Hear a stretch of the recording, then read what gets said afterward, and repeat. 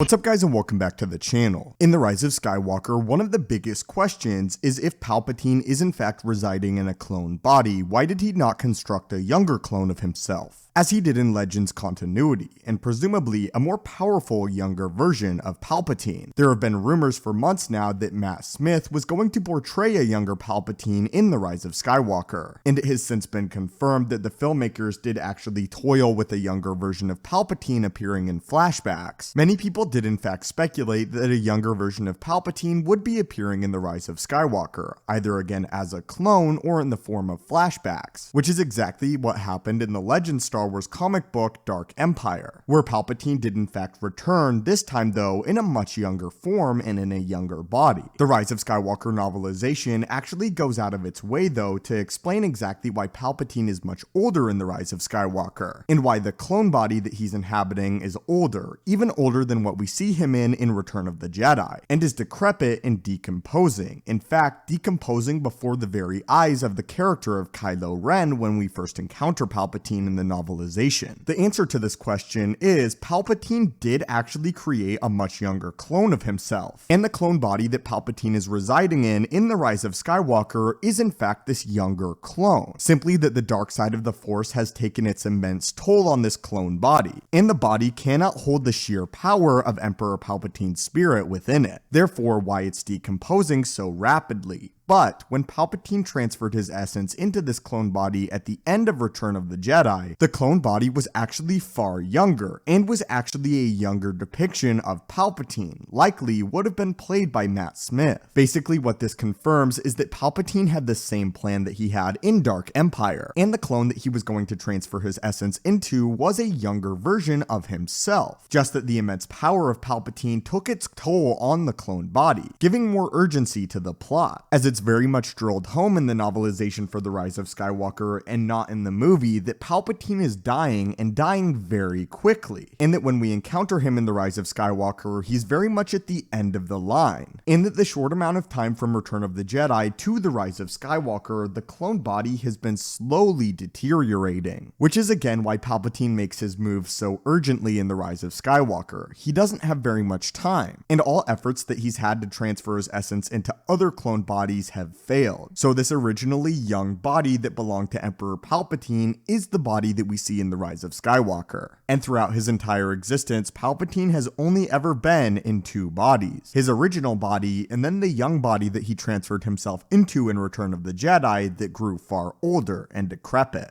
Anyway though, my friends, what are your guys' thoughts on this? Personally, I really like it, and I really like the idea that it was actually Palpatine's plan to enter a much younger body. If you would like to hear more discussion about Emperor Palpatine and his state in The Rise of Skywalker, we went into it in depth on my brand new podcast, The Jedi and the Jar Jar. And if you're interested, I will link that down in the description below. I think you guys will really like it. Anyway, my friends, thank you guys so much for watching the video. If we could get this video to 3,000 likes, that would be absolutely awesome.